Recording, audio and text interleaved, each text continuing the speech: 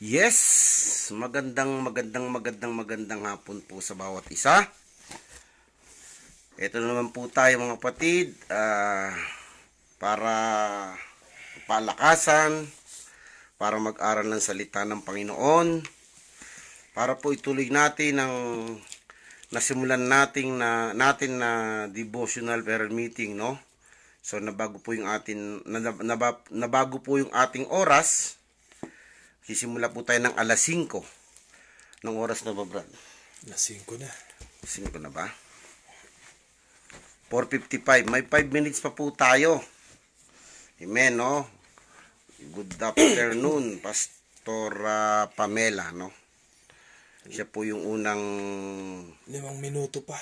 viewer. Hallelujah! Siya po yung unang nanood. So, hintayin po natin sandali yung ating mga kapatid para tayo magsimula eksaktong alas 5. Actually, mahaba tong aking hinanda. Ayan, oh.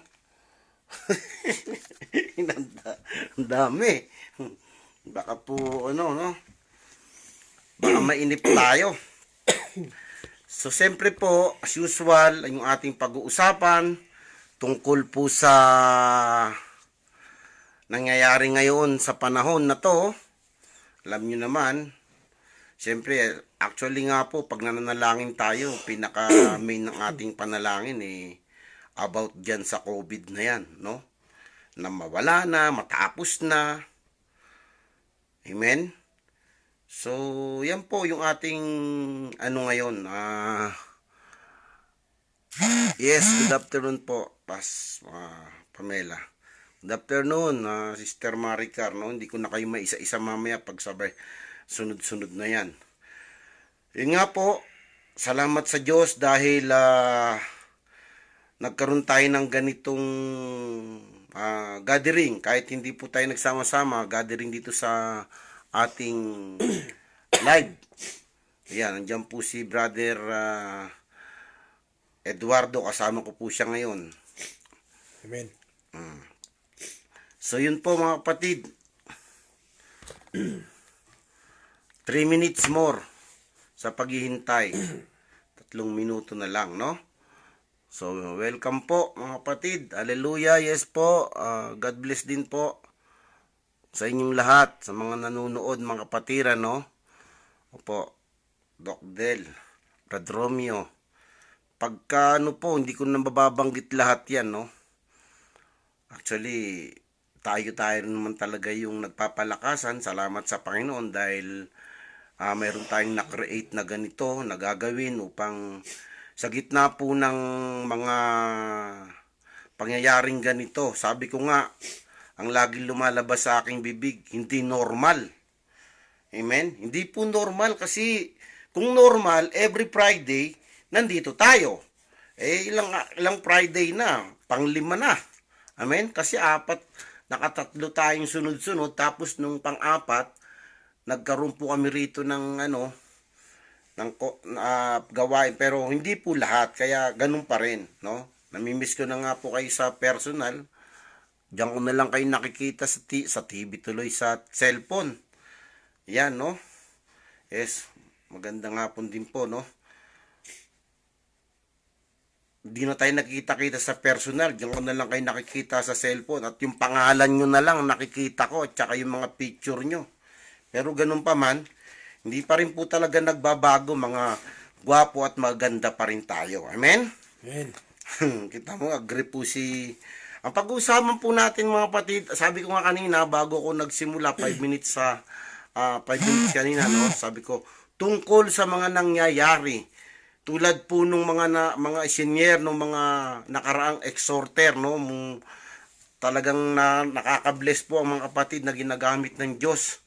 Sabi ko nga, muling naramdaman ko nung mga unang panahon na ako'y mainit sa Panginoon. Sabi ko nga, Lord, gusto kong bumalik yun at higitan pa yung mga init noon. Alam nyo, sa aklat nga po ng Revelation, pahayag, no? Meron dyan sinabi ang Panginoon na meron akong laban sa'yo. Sabi ganun yan sa kay Juan. Sabi niya ganun na nawala ang iyong unang pag-ibig. So yun, minsan ganun tayo mga kapatid, mainit lang tayo sa una. Sabi nga ni Pastor Roland, wag po tayong maging ningas kugon. Ibig sabihin, maalab lang sa una. Tapos pag wala na, pagka yung tumagal-tagal, wala na yung alab, lumalamig, no? Ganun po yung kugon. So ayaw po ng Panginoon yung pag-ibig natin sa Kanya ay maging ganun. Kumbaga maalab lang sa una, tas pagkabang tumatagal, lumalamig. Ayaw po ng Panginoon. Ang gusto ng Panginoon, kung paano mo siya inibig sa pasimula hanggang sa dulo, ganun pa rin. Bagamat minsan marami tayong dinadaan ng struggle, dinadaan ng mga pagsubok.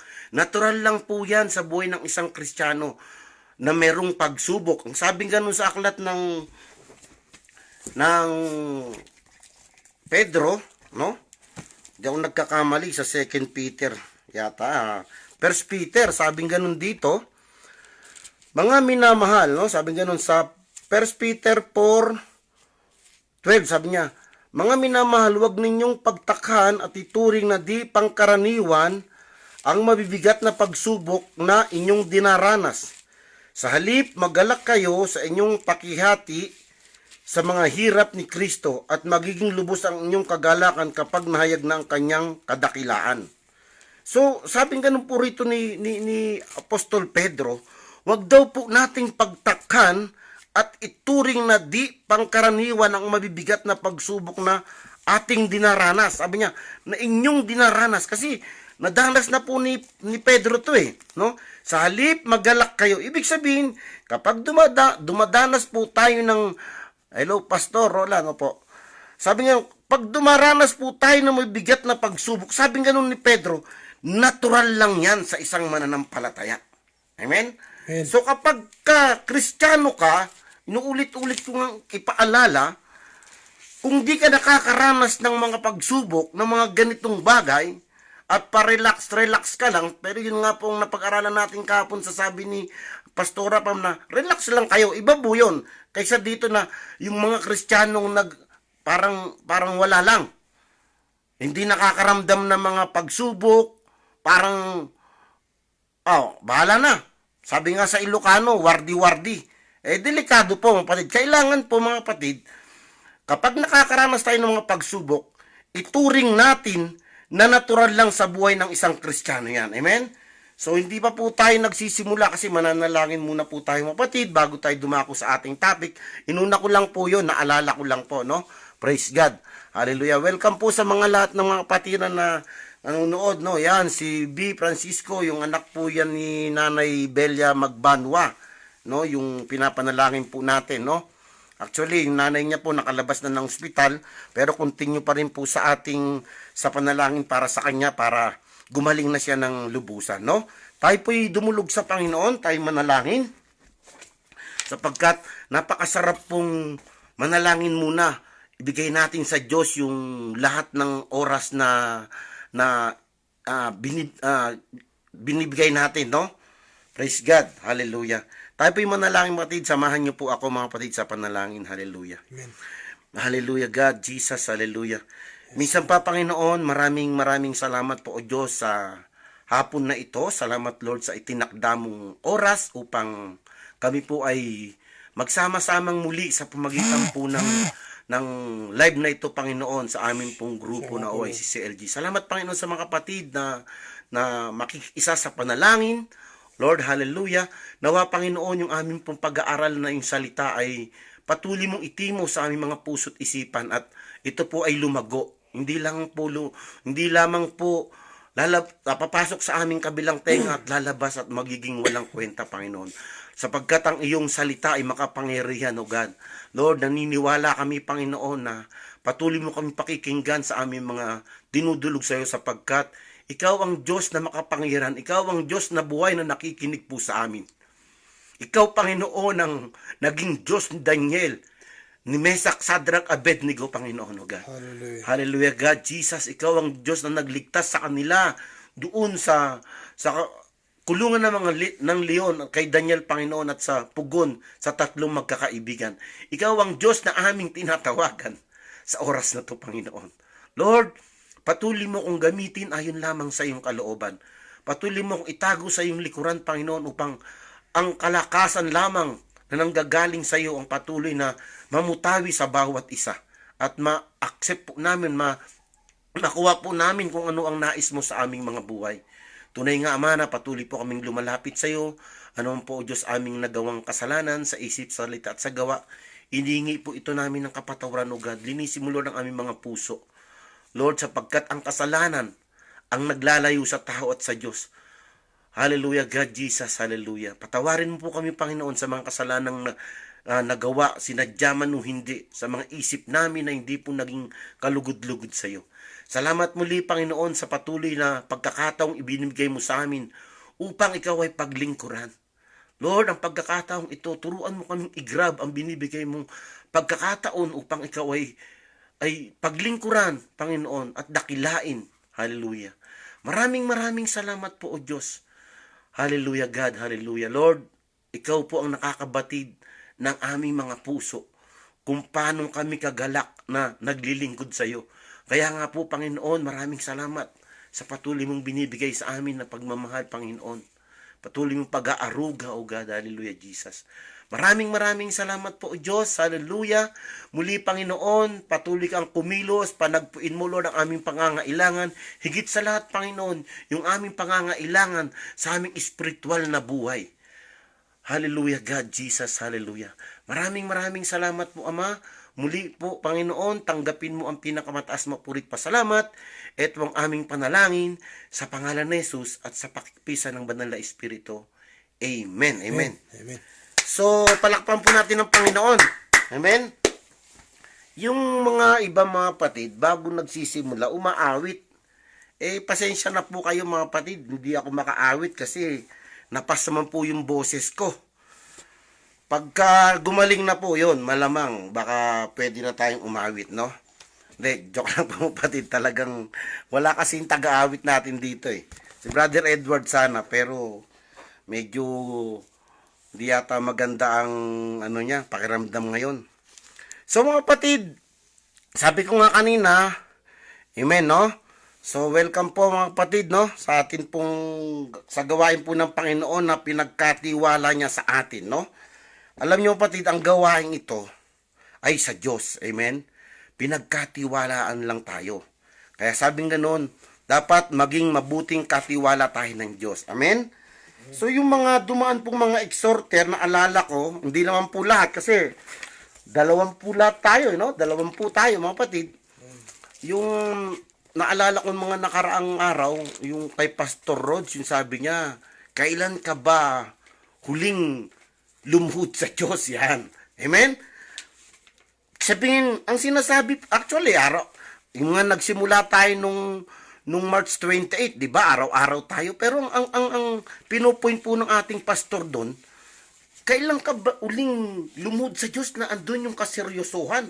Yung talagang marubdob na paglapit sa Panginoon. Kailan mo ba ginawa yun?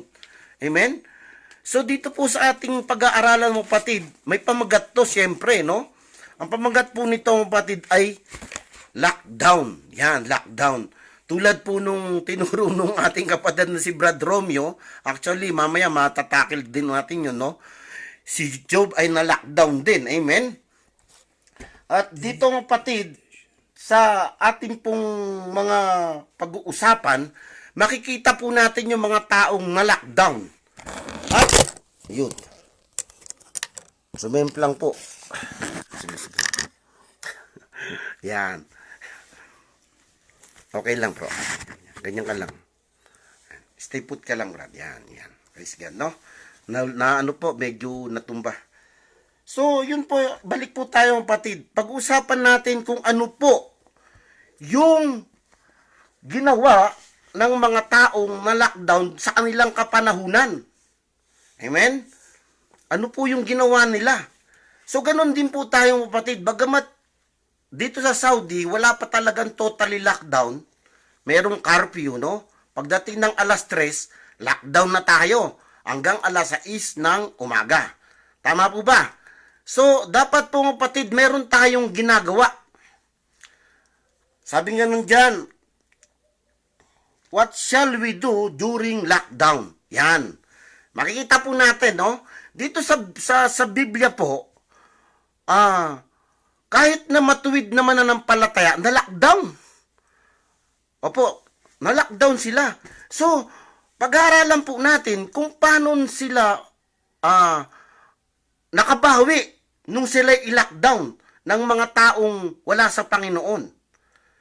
Amen? Handa na po ba kayo makinig mo? 3 points lang po to, kapatid. Madali lang to, no? Promise po. Huwag po kayo mainip. 5-10 pa lang. 10 minutes pa lang po akong 10 minutes pa lang po akong So, sabing ganun dito, tignan po natin sa aklat po ng Gawa. Yan. Sabi nga no, what shall we do during lockdown? Kaya pamagat po natin, lockdown. Amen? So, pakinggan, makikita po natin dito sa Acts. Basahin ko po mga kapatid. Acts, New Testament po yan, no? Baka po hanapin nyo sa Old Testament yan. Okay lang kung isang araw ka palang naboborn again, hanapin mo yung Acts sa Old Testament. Okay lang yung Brad, no? Pagka 3 taong ka nang born again, hinanap mo Isaiah sa Bagong Tipan, medyo questionable yun. Tama po ba, Brad, Eduardo? Amen. Ibig sabihin, hindi nagbabasa ng Bible, no? Pag born again ka, kailangan nagbabasa ka ng Bible. Kaya nga born again ka kasi dati, nung hindi ka pa born again, hindi ka nagbabasa ng Bible. Pero nung na-born again ka, nagbabasa ka na ng Bible. Amen? Amen. Hindi ka laro ng pool sa cellphone, ng bilyar. Ako, kapatid, na din ako dyan, no? Ewan ko, hanggang ngayon, naglalaro pa rin naman ako, pero hindi na po lagi. Yan. Ito po, mga kapatid. Tignan po natin sa Acts 16. 31? Hindi. 16, Acts 16, chapter 16, verse 16 to 40. Hindi ko po lahat babasahin yun. Kikwento ko na lang po, no? Ayan po yung nabugbog sila Pablo. Dahil mayroon po silang pinalayas na masamang espiritu doon sa batang babae. Etong batang babae, yung kapatid, pinagkakitaan to ng mga tao doon sa panahon na yon. Ngayon, nung naglalakad sila Paul at saka yung kasama niya, nasulubong nila to. Amen? So, inaasar siya, kumbaga, binubuli siya nung batang babae. Mayroon na palang bulihan nung panahon na yon, no? Binubuli siya, sabing ganun dito. Ito'y inaalia, sabing ganun, no? Basahin ko na rin para mas maganda. Sandali, konti lang naman to. Isang araw nang patungo kami sa dakong panalanginan, nasalubong namin ang isang batang babaeng alipin. Ito'y inaalia ng masamang espiritu na nagbibigay sa kanya ng kapangyarihan. Grabe, no? So, meron pong espiritu na nagbibigay ng kapangyarihan. Tandaan po natin, no? Hindi lang po yung kala nyo, espiritu na yun, okay na yun. Kaya sabing ganun sa aklat ng Epeso ba yun, na suriin natin ang lahat ng espiritu, no? Subukin, sabing ganun. Suriin, sabi. Nagbibigay sa kanya ng kapangyarihan na makapangula at malaki ang kinikita ng kanyang mga Panginoon dahil sa kanyang panguhula. Eto na, sinusundan-sundan niya kami. Sinundan-sundan niya kami ni na Pablo at sumisigaw ng ganito. Yan. Ang mga tao ito'y alipin ng kataas-taasang Diyos at ipinahayag nila sa inyo kung paano kayo maliligtas. Yan. Ayun po yung pambubuli ng batang babae sa kanila. Inaasar-asar. So makikita po natin dito, no? Kung ano ang ginawa. Sapagkat marami ng araw na ginagawa niya ito, nayamot din si Pablo, mga kapatid. Kahit pala mananampalataya, nayayamot din, no? Sabi, nayamot si Pablo. Hinarap niya ang bata at sinabi sa espiritu, inuutos ko sa iyon sa ngalan ni Kristo Jesus, lumabas ka sa babaeng ito. At gayon din noon din lumabas ang espiritu. Nang makita ng mga Panginoon ng bata na nawalan sila ng pagkakitaan, sinunggaban nila sina Pablo at Silas. kinaladkad sa liwasang bayan. Ako, grabe, dun sa balad, no? Sa balad, sabi ganun. At hinarap sa mga may kapangyarihan. Yan, mga patid, hinarap. Sinakdal sila sa mga pinuno ng lungsod.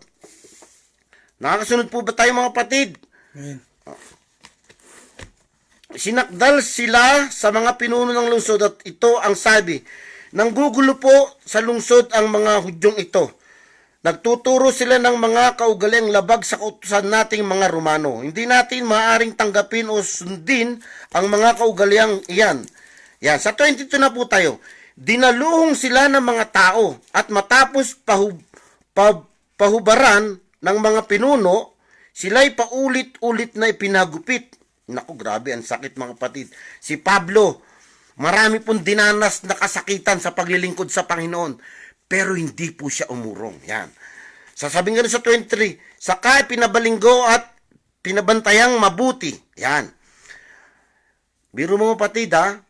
Hinagupit na, pinakulong pa. Nilockdown.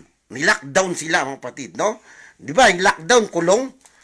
Diba yung mga tao sa Pilipinas, naka-lockdown sila. Pero mayroong mga pasaway. Anong nangyayari? Nauhuli sila kasi mga pasaway. Kaya tayo, kapag nagkaroon ng halimbawang sinabi ng hari na totally lockdown, o huwag tayo lalabas ng bahay, baka mamaya mahuli rin tayo. Amen? So sabi nga no? Eto na mga patid. Sabi nga kanina sa katanungan, what shall we do during lockdown? Andun na sila, nakakulong na. Sabi nga sa 25, saka ipinabilanggo, no? Ipinasok sila ng bantay sa kaloob-looban ng bilangguan at ipinangaw ang mga paa. Ipinangaw, ibig sabihin, tinali, no? O kaya yung Pinosas. parang pinosas, no? Pinosas, grabe. Iba pala yung posas doon mga patid sa paa, hindi sa kamay. So matindi. Guro, para hindi makatakbo. Tapos mayroon pang, di ba ngayon, pag may nakikita ko dyan sa ospital na may dinadalang mga may kaso, may parang kadena sa paa, ganun, no? Mahirap mga patid. Ayun ang ginawa kila Pablo, ang patid. Pero sa kabila nung pangyayari na yon, hindi sila natakot. Yan. Ano po yung ginawa? Nang maghahating gabi na, sina Pablo at Silas ay nanalangin at umawit ng mga imno. At nakikinig naman ang mga ibang bilanggo. Sa 26, ito yung nangyari mga kapatid. Di kaginsay-ginsay, lumindol ng napakalakas. Anupat, nayanig pati ang mga pundasyon ng bilangguan.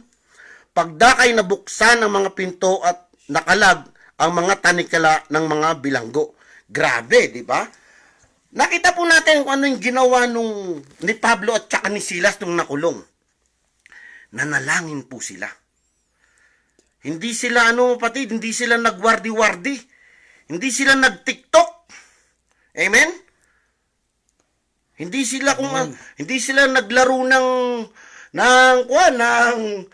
pool. Amen? Amen. Nanalangin sila mga patid. Kami, bago po kami maglaro ni Kuya Eduardo, pagtapos no ang panalanginan. Amen? Hindi sila gumawa kung ano-ano, hindi sila, dito lang tayo, simple lang tayo, upo lang tayo, hindi sila ganun-ganun lang doon sa kulungan. Nanalangin sila mga patid. So ano po ang dapat natin gawin sa mga panahong ito? Para po makalaya tayo. Tignan po natin sa bandang huli kung ano ang nangyari. 'Di ba? Kala nung leader nung bantay, nakatakas sila. Ano po yung nakukuha nating aral dito sa panalangin na ginawa ni Silas at ni Pablo, mga patid? Pinalaya sila ng Panginoon. Kaya sa panalangin, meron pong kalayaan. Merong kang deliverance na magaganap. So napakalaki po nung ginagawa ng panalangin sa buhay ng Kristiyano. Kaya kung ikaw ay Kristiyano at manalangin ka lang para kang kumakain 3 beses ang araw, ilang beses ka ba manalangin, kapatid? 3 beses. Pagkakain sa umaga, pagkakain sa tanghali, pagkakain sa gabi. 3 lang. Bago matulog, pag-iising. Hindi, yun daw yung niya eh. So pag ganun ang Kristiyano mga kapatid, tanong natin, kung talaga bang mga Kristiyano tayo, kung ganun ka lang manalangin pagdating ng oras ng pagkain, hindi po dapat. Gayahin po natin si Silas at saka si Pablo nung sila'y nasa kulungan, nanalangin po sila. At ano po ang naging resulta? Meron pong na-deliver sa kanilang panalangin. Sa ginawa ng Panginoon doon, merong tumanggap sa Panginoon at may naligtas. Higit sa lahat mga kapatid, pinalaya sila. Kapag oras ng lockdown, dapat po tayong manalangin. Hindi po dapat tayo nangihina. Gayahin po natin si Pablo. Manalangin po tayo. Gayahin po natin si Silas at si Pablo, no? Sabi ko nga, hindi sila nag-TikTok mga kapatid. Hindi sila kung nagwardi-wardi lang. Siguro kung nakulong sila noon, nung kinulong sila, nung nilockdown sila ng mga taong bayan, nung mga may kapangyarihan doon, kung di sila nanalangin, walang nangyari. So sa panalangin po, ang ine-emphasize po natin dito, ang binibigyan din natin dito, sa panalangin, maraming nangyayari. Amen. Nagagawin ang Diyos. Natatandaan po ba natin yung si Eutico nung nangangaral si Pablo? Amen? Ano po nangyari kay Eutico? Inantok. Parang ganito lang. Nangangaral si Pastor Ben, si Kuya Ben, inantok. Nahiga sa sopa. Ewan ko ano nangyari, no? Biro lang po, kapatid. Hindi ko sinasabing naantok kaya, no? Purihin ng Panginoon at alam ko na aktibong-aktibo kayo nakikinig ngayon, no? Sa simbahan, minsan, pag preaching time, maraming inaantok. Buti, hindi nahuhulog. Si Eutico po, kapatid, sa bagay, pag nahuhulog ka, diyan ka lang naman kasi isang upuan lang naman, hindi naman third floor, no? Si Eutico noon, galing sa third floor. Ayan po, no? Yan, nilabas sila. Yan, sinabi po ng ano yan, ng bantay, di ba? Sa Acts 16:31, nagtanong siya.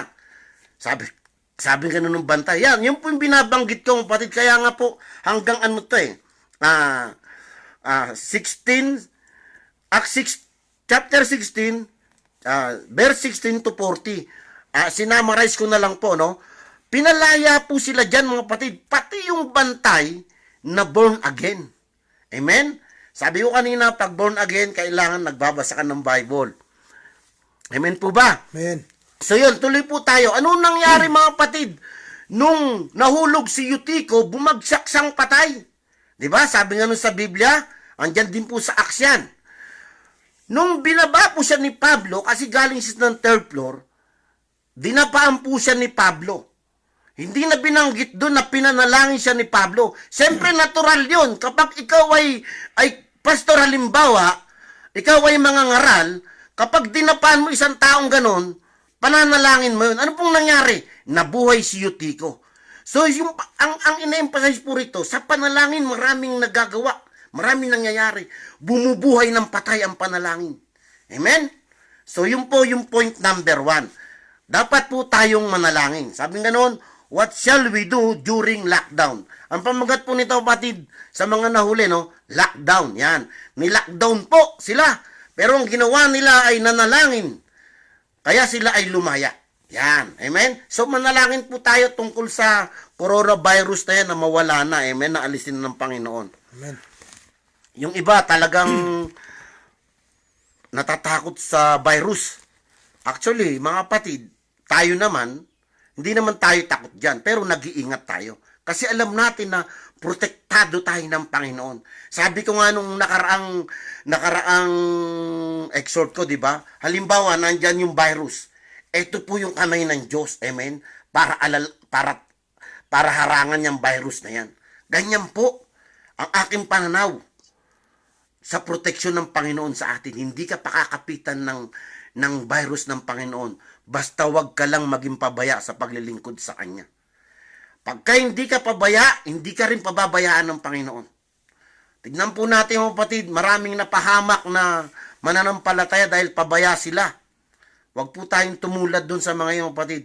Lagi nating isaalang-alang na ang ating buhay ay nakadepende sa kamay ng Panginoon. So meron na po tayong 24 minutes, inoorasan ko po, no? Malapit na po tayong mga kapatid. Points number 2, sabing ganun dito. Ano po ang dapat nating gawin kapag ikaw ay na-lockdown? Kanina, mag-pray. Amen? Dito po sa point number 2, prayer pa rin. Kuya Ben, ano ba yan? Puro may point 1, point 2 ka pa, prayer pa rin naman. Then makikita po natin dito sa Genesis, no? Sa Genesis 39, yan. Sino po nakakaalam ng kwento na to? Kay Jose. Yan. Yan. Si Jose, mga kapatid, ay isang matapat na lingkod ng Panginoon. Amen po ba? Amen. Pinakamatagal po natin, mga kapatid, 1 hour o kaya 45 minutes, no? Genesis 39. Praise God, no? Hallelujah. Yes, prayer is powerful, Brother Jogar, kaya lagi tayong manalangin. Yan, si Brother Jogar, matangkad yan, kaya ang panalangin yan, matangkad din dapat. Matangkad o mahaba? Pwede rin. Matangkad di ba? Pag matangkad, mahaba ang panalangin.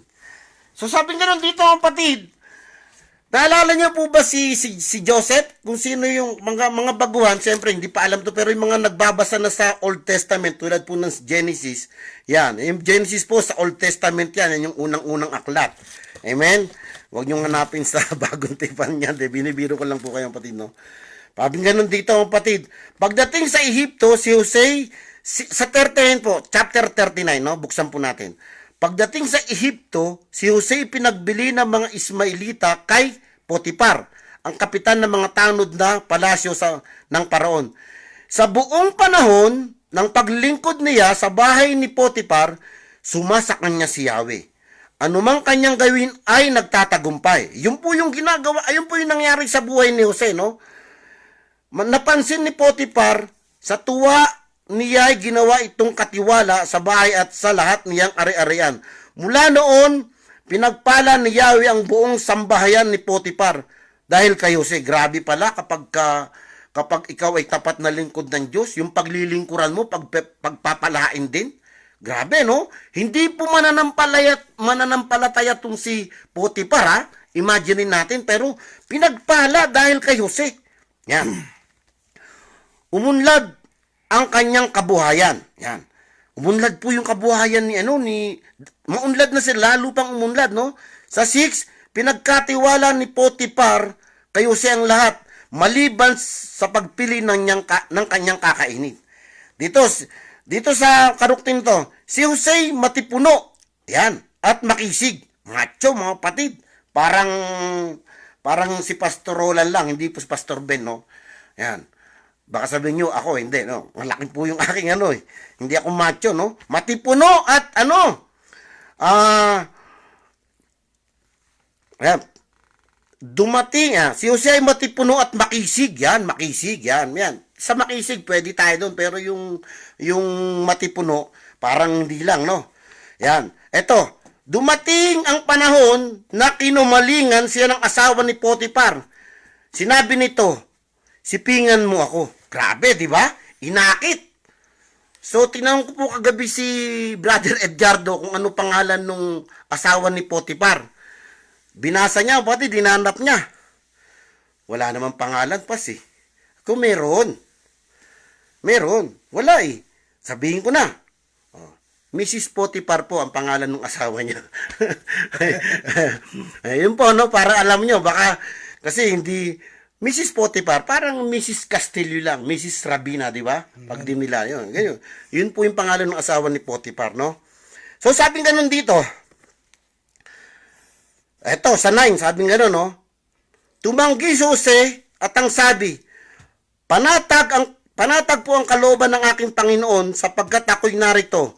Ginawa niya akong katiwala at pinamahala niya sa akin ang lahat sa bahay na ito, maliban sa inyo na kanyang asawa. Hindi ko magagawa ang ganyang kataksilan at pagkakasala sa Diyos. Hindi pinansin ni Jose ang araw-araw na pagsusumamo sa kanya ng babae. Tinanggihan niya, mga kapatid, para pagpalain tayo, para kung ma-lockdown tayo, dapat, mga kapatid, marunong tayong tumanggi sa kasalanan. Yan. Mag-amen yung mga Kristiyanong tumatanggi sa kasalanan. Amen? Dapat ganun tayo. So, ganun pa man, mga kapatid, hanggang dun sa 23, no? 39 hanggang 23, makikita natin dyan na inakit pa rin siya nung babae hanggang sa tumanggi siya. Tapos nung dalawa na lang sila sa kwarto, Hinatak niya si Jose, mga kapatid. Pero alam nyo ba, tumakbo po si Jose, pero nakuha yung kanyang balaban. Yung kanyang, parang parte ng balaban ngayon. Tapos, pagdating dun sa nagsumbong yung asawa ni Potiphar, si Mrs. Potiphar, kay Mr. Potiphar. So, nakulong si Jose. Ano po yung ginawa ni Jose ron nung makulong siya? Ito po, ang nakita ko puro ng batid, yung katapatan. Point number 2. Kanina, prayer. Faithfully. Ngayon, pagiging faithful niya. Amen? Pagiging matapat niya. So ano po yung naging bunga nung pagiging matapat ni Jose?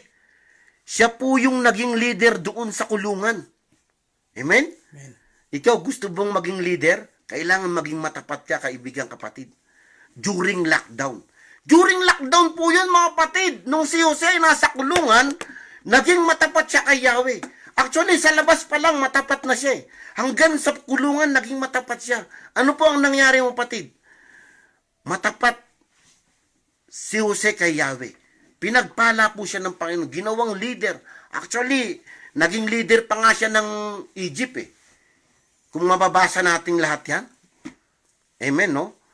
So, ang pinupoint ko po rito, ang kapatid, during lockdown, dapat maging matapat tayo sa Panginoon. Kita mo isang kapatid natin, ang tagal, di ba? Naging matapat siya. Ngayon, nasa labas na siya. Di ba? Nakulong siya ng walang kasalanan. O, sino po yung binabanggit ko? Ang ating kapatid na si Brad Damian. Ewan ko, nanunod siya ngayon. Glory to God sa kanyang buhay, no? Kahit nasa kulungan siya, hindi siya nagreklamo, mga kapatid. Parehas na nga kaming makintab, Pero gwapo pa rin sa harap ng Panginoon. Yun lang, no? Yun lang, mga kapatid. May isa pa. Sabi ko nga, mga kapatid, Ayan. 31 na. Okay, no? Sige, mga kapatid, no? Praise God. 32 na. 5:32. May 32 minutes na tayo. Ilan na lang? 45. Sabi ko kanina, no? Point number 3. Yan. Kanina, talagang nakita natin doon sa inakit si Jose, mga kapatid, no? Tayo mga kalalakihan, kung tayo kayang akiting ng magagandang babae, ano kaya ang gagawin natin, mga kapatid, no? Praise God. Wag naman sana. Mahirap. Matindi ang ginanas niya rito. Siyempre, hindi mo pa, kailangan pag Kristiyano ka, gayahin mo si Jose. Tumatanggi sa kasalanan para pagpalain ka ng Panginoon. Hindi yung, ako, Pastor Ben, di ko masasabi pag ako inakit, baka di ba? Meron akong narinig minsan sa ganyan pag ako nangyari yon, talagang daduluhungungin ko na yon Sabi ganun. Grabe. Kristiyano. Tapos ganun ang katwiran. Hindi. Yun nga, lagi nating naririnig, di ba? Nabanggit ko na rin yun dati. Yung palay na raw ang lumalapit sa manok. Bakit di patukain? Unang-una, kapatid, hindi ka manok. Kristiyano ka. Born again ka. Amen? Kailangan marunong ka manindigan bilang born again Christian. Amen. Na binago ni Kristo pagdating sa mga ganyang bagay. Yung mga tukso na yan, alam nyo, kapatid, nakakaramdam lang yan yung mga Kristiyano, yung mga mananampalataya. Dapat marunong tayong tumanggi. Amen po ba? Amen. Praise God. Eto na, mga kapatid.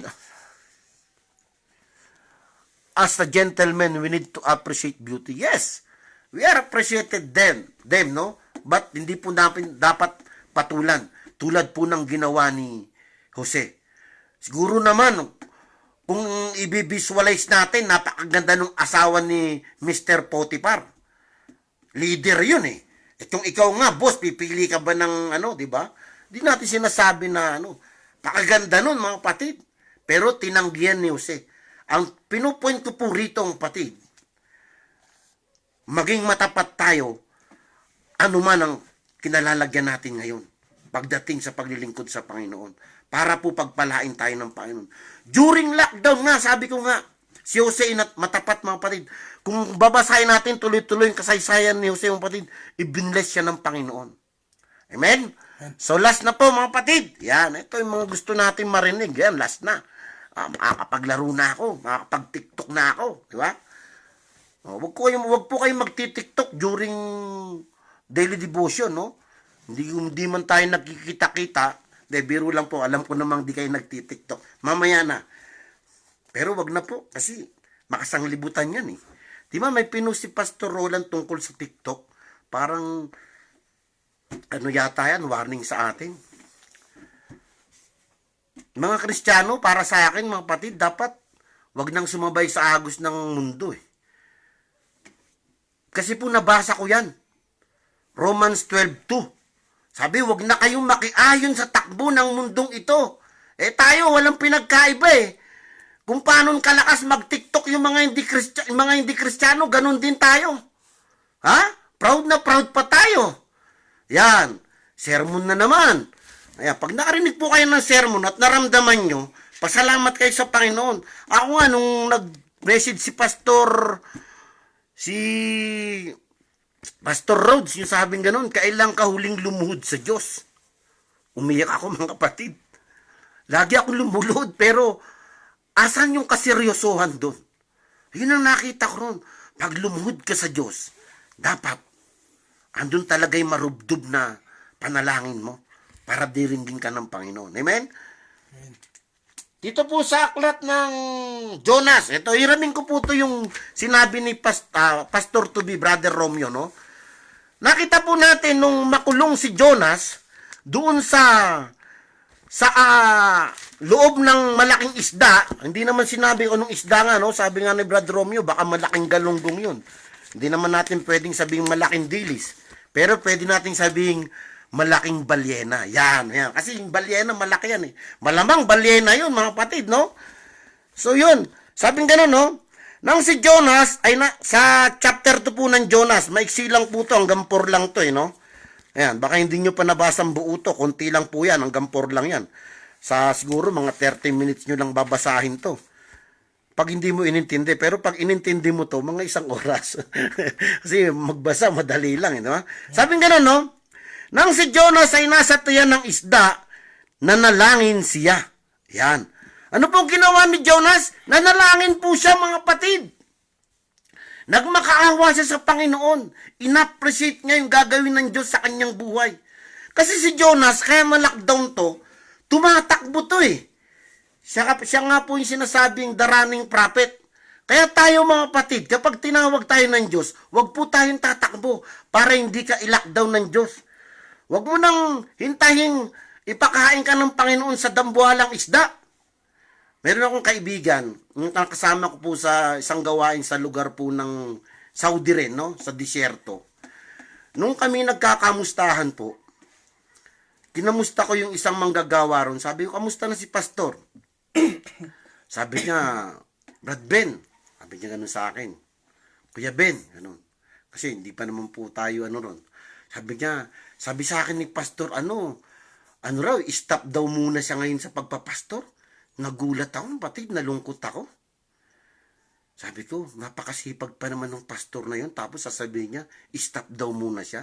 Nalungkot ako, patid, deep inside. Tapos nanalangin ako. Sabi ko, Lord, nawa magbalik po si pastor sa paglilingkod sa inyo.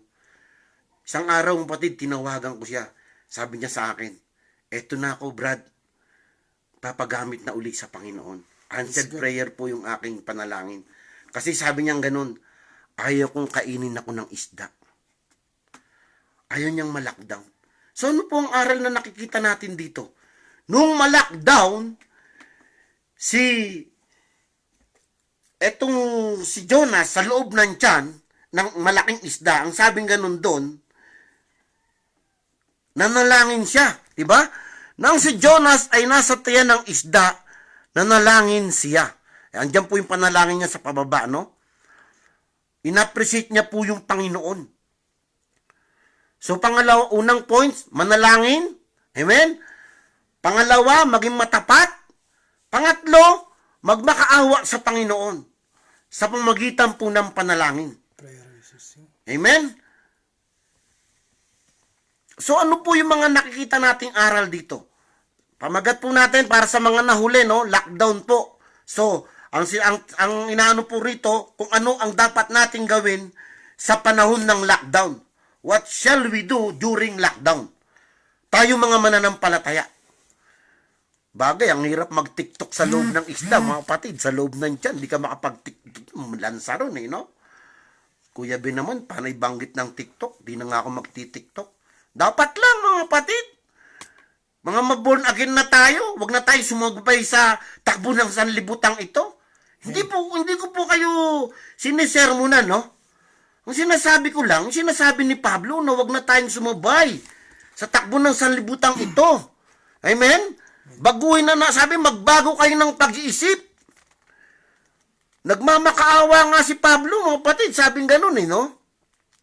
Yan, kasunod po ng action Romans, no? Sabi nga nun sa 12, Romans 12:2, kung di ako nagkakamali, sabing ganun dyan, no? Huwag kayong umayon sa takbo ng mundong ito. Yan. Mag-iba na kayo at magbago ng isip upang mabatid ninyo ang kalooban ng Diyos kung ano ang mabuti, nakalulugod sa Kanya at talagang ganap. So mga kapatid, kapag umaayon tayo sa takbo ng sanlibutang ito, hindi natin mababatid kung ano ang kalooban ng Panginoon. Sabi kasi dyan, no? Sabi kasi dyan, mga kapatid, huwag na kayong umayon sa takbo ng mundong ito. Mag-iba na kayo at magbago ng isip upang mabatid ninyo ang kalooban ng Diyos. Kung sumasabay tayo sa takbo ng sanlibutan, mga kapatid, mababatid ba natin ang kalooban ng Panginoon? No! Bakit? Kasi yung isip natin, yung mga puso natin nasa sanlibutan. Pero pag umiwas ka sa sanlibutan, mababatid mo ang kalooban ng Diyos at malalaman mo kung ano yung ganap at gusto ng Panginoon sa ating buhay. So yung pinag-aralan po natin 3 points, halos lahat yun sa panalangin. Ano po sabing yun sa Pilipos? Pilipos 4:6. Last verse na po ito, mga kapatid. At tayo sama-samang mananalangin, no?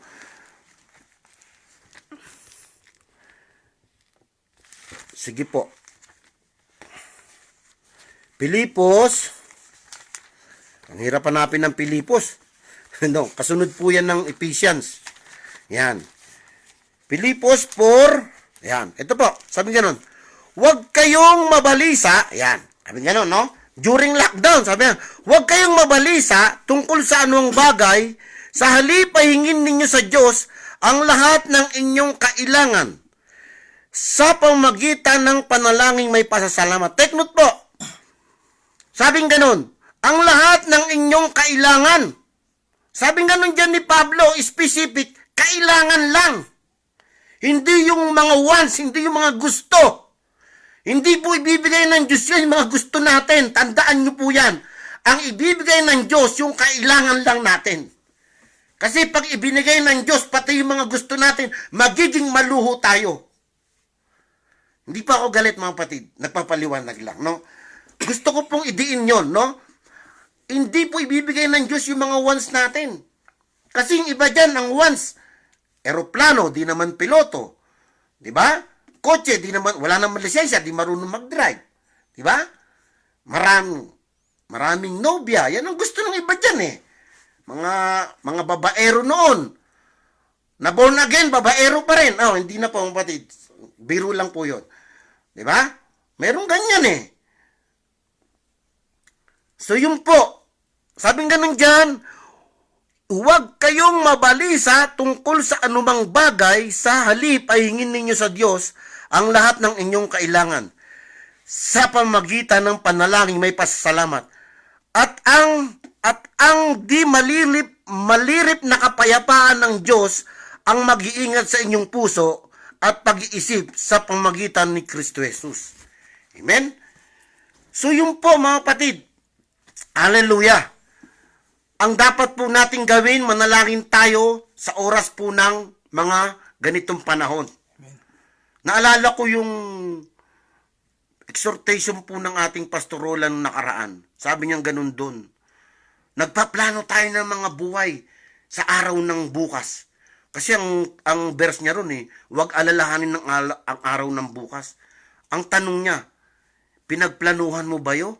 Pinagplanuhan mo ba yung buhay mo sa darating, yung kaligtasan? Minsan mga kapatid, ang dami nating plano. Ang dami nating inaasikaso. Inaalala natin yung araw ng bukas. Masyado tayong natutuliro kung anong ating kinabukasan. Pero sabi ng Panginoon, huwag mong alalahanin ng araw ng bukas. Alalahanin mo yung araw ngayon. Amen? Siya na po yung bahala sa bukas. So, 5:45 na po, no? Mayroon po bang mga prayer request dyan, mga kapatid? Baka hindi ko nabasa. Sobrang bilis kasi ng mga nagdadatingan, no? Tayo po ay aawit sa Panginoon. Aawit po si Brother Eduardo. Amen? Bago po tayo dumako sa ating panalangin, at tayo po ay umawit ng awitin. Si Brother Eduardo po yung aawit kasi hindi po makasabay, pasmado yung boses ko eh. Parang si Brother Jogar lang na magaling kumanta eh. Sana ganyan ako. Pero nawa, turuan ako ni Brother Jogar, no? Sige po. Bago po tayo manalangin sabay-sabay, eksaktuhin natin, no? 5:45 naman po. 45 minutes lang po, mga kapatid, no? Tayo po umawit. Sige, bro. Awitin po natin ang Come. Now is the time to worship. Amen. Come. Now is the time to worship.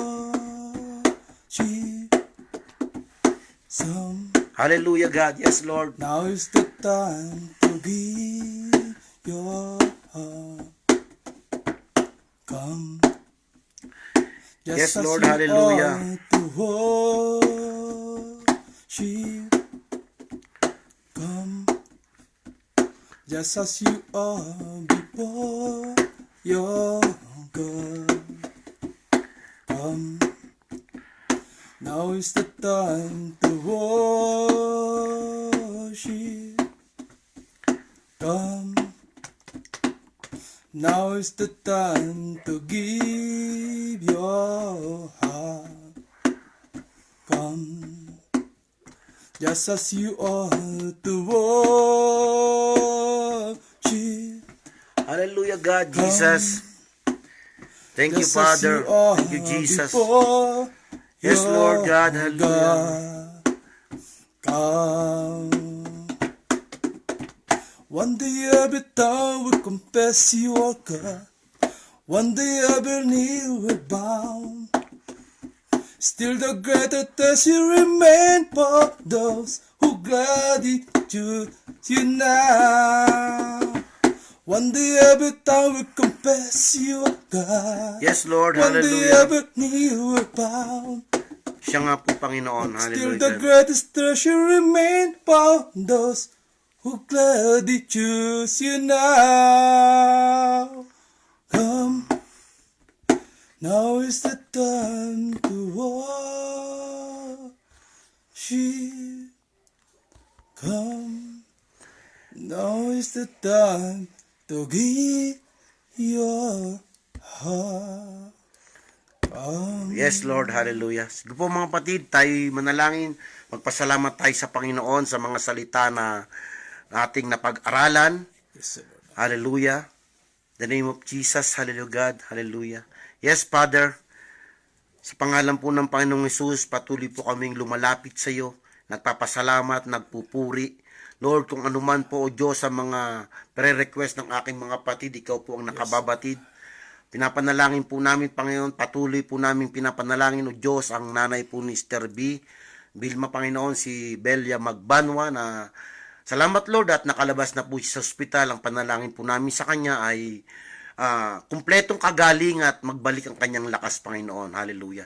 Higit sa lahat, Panginoon, pahintulutan mo, Ama, na ang Magbanwa family ay makakilala rin sila sa iyo, Panginoon. Upang magkaroon po din sila ng buhay na walang hanggan tulad po ng ibinigay mo sa amin. Maraming salamat po, O Diyos, sa patuloy mong ginagawa at patuloy na pagkilos sa aming mga buhay.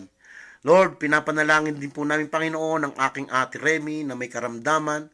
Palakasin muli ang kanyang katawan, pagalingin ng lubusan, Panginoon. Salamat, Panginoon, sa mga kapatid na nakiisa sa gawain ito. Tunay nga, O Diyos, na bagamat dumaranas po kami, Panginoon, ng ganitong panahon, nandito po kami sa panahong hindi po normal ang takbo, O God. Pinapanalangin po namin, Ama, pinagkakaisang po namin, O Diyos, sa gabing ito, Panginoon, na Lord, ang buong OIC, CLG, Panginoon, ay dumudulog sa iyo. Binababa po namin, Panginoon, ang aming mga puso, O Diyos, ang aming mga buhay sa iyong paanan. Inihiling po namin, Panginoon, na nawa matapos na po ang panahong ito, Panginoon. Panahon na kung saan andyan po ang coronavirus, Panginoon, at pumipigil, O God, sa gawain upang magkasama-sama muli kami. But Lord, salamat dahil sa kabila ng ganitong panahon, O Diyos, nagkaroon kami ng maraming oras, hallelujah, na dumulog sa iyo, manalangin sa iyo, Panginoon. Ng aming mga puso ay patuloy po naming dinudulog sa iyo, O Diyos. Lord, sa lahat-lahat ng ito, Panginoon, hallelujah, ikaw pa rin po, O Diyos, ang siyang may kontrol. Ikaw pa rin po ang siyang may kayang mag-alis ng pandemic na to, Panginoon. Hallelujah, God, Jesus. Maraming salamat po, Ama. Lord, pinapanalangin po namin, O Diyos, ang bansang Pilipinas, ang aming mahal na presidente, Panginoon, bagamat siya hindi po mananampalataya, ang unang panalangin namin sa kanya, Panginoon, ay kumilala siya sa iyo, Panginoon. Tanggapin ka niya bilang sariling tagapagligtas. Ikaw, Ama, ang siyang gagamit ng iyong anak upang masyaran siya ng iyong salita at magkaroon ng buhay ang iyong salita sa kanyang buhay, Panginoon, sa buhay po ng aming presidente. Hindi lang po ang aming presidente, kundi lahat po ng nanunungkulan sa bansang Pilipinas. Lord, yung mga frontliners, Panginoon, hindi man mananampalataya ang mga ito, ang mga mananampalataya, Panginoon, patuloy mo silang bigyan ng malakas na immune system para po hindi po sila kapitan upang mapanatili, Panginoon, ang pag-aasikaso, O God. Lord, patuloy mong payapain, Ama, ang aming mga mahal sa buhay. Proteksyonan, balutan, Panginoon, ng iyong banal na dugo. Lukuban, Panginoon, ng iyong banal na espiritu upang ma-spare po ang iyong mga anak sa coronavirus, sa infection, Panginoon, ng coronavirus, O God. Hallelujah. Salamat po, Ama, sa patuloy mong paggabay sa amin, Panginoon, at patuloy na pagpapaalala na hindi po dapat kami matakot o magulimanan, Panginoon, sa mga ganitong pagkakataon. Bagkus, Panginoon, hallelujah, God, ay patuloy po kaming manindigan na anak mo kami, O Diyos. Lord, ikaw po ang aming pag-asa. Ikaw ang aming buhay, Panginoon. Sa iyo po namin sinasandig ang aming mga buhay, O God. Pinapanalangin po namin, Panginoon, mga kapatid na sa bansang Pilipinas, saan mang bahagi ng mundo, Panginoon. Lord, sinasama rin po namin ang kompletong kagalingan, Ama, ang mga may karamdaman, ang nanay po ni Pastora Pam, Panginoon, ang mga magulang, Panginoon, ni Sister Ann, Sister Tay, Panginoon, hallelujah, Teya, Panginoon, O God, hallelujah, God, Jesus. Lord, patuloy mong pagalingin sila, O God. Abutin mo, O Diyos, ng iyong mapaghimalang kamay ang may mga karamdaman. Ibangon mo, Lord, sa banig ng karamdaman, O God, hallelujah. Higit sa lahat, Panginoon, salamat, Panginoon, sa pagkakaisang panalangin about coronavirus na nawa, O Diyos. Ikaw, Panginoon, ang tatapos nito. Ikaw ang mag-aalis nito, Panginoon. Hindi lang po sa bansang Pilipinas, maging sa lahat po ng apektadong bansa, Panginoon, na meron nito, O God. Hallelujah. Lord, maraming salamat po, O Diyos, sa kabutihan mo, sa kadakilaan mo. We claim, Panginoon, ng aming mga panalangin ay tinugon mo na, O Diyos. Maraming salamat po, O Diyos, sa buhay ng bawat isa at patuloy kang makita sa aming mga buhay. Lord, hindi po namin magagawa ito kung wala ka sa aming mga buhay. Magagawa namin ito, Panginoon, dahil nandiyan ka, O God, tulad ni Pablo, Panginoon, na pinalalakas mo. Ganun din po kami, Panginoon. Magagawa namin ang lahat ng ito dahil sa kalakasang nagmumula sa iyo. Maraming salamat po, Ama. Pinupuri ka namin, dinadakila ka namin. Minsan pa, O Diyos, muli, tanggapin mo ang pinakamataas na mapurit pasalamat. Ito mga aming nagkakaisang panalangin sa pangalan ni Jesus at sa pakikpisan ng banal na Espiritu. Amen. Amen. So mga kapatid, hallelujah. Salamat sa Panginoon. Salamat po sa inyo. At bukas, abangan po natin yung mga susunod na mag-exhort at patuloy tayong makiisa, no? So, pagpalain po tayong lahat ng Panginoon. Bye-bye po. Amen. So, yan po mga kapatid. Purihin ng Panginoon. Hallelujah. Bye-bye po. Ayan po yung singer dito. Yan. God bless po. Okay, yan. Pasensya na po kayo. Hindi pasmado yung boses ni Kuya eh. Hallelujah. Okay po, God bless. Brother Jogar, oh. Pasensya na, hindi ko po yung nabanggit isa-isa kasi ang dami, Praise the Lord. Hallelujah, God. Bye-bye po. God bless po. Amen. God bless. Jericho, Rodora, Brad Jogar, B. Francisco, yan. Pastor Roland, yan. Sila, yan na po, Butuan, Jaira Marie, Pastor Hermi, Doc Del, yan. Hallelujah. Ayun, Pastor Bibian, yes. Pastor Rhodes, Charina de la Peña. Ate Gina Lynn, Sister Gina Lynn, yan. Pasahin ko na rin po para kasi andito na rin, Yun po, Bye-bye po mga kapatid. Bradley Nilo. Yan. Flavio. Ba't yung iba? Parang wala yung mga Yan, nabanggit ko na po lahat. Sa unahan, baka mayroong hindi, Ayan. Bagay, matatanda. Sister Gina Priles pala, muntik na. Yun. Yan. Brad Jojo ng transport. Yan. Okay po. Purihin ng Panginoon. Babay po sa ating mga kapatid at pagpalain po tayo ng Panginoon.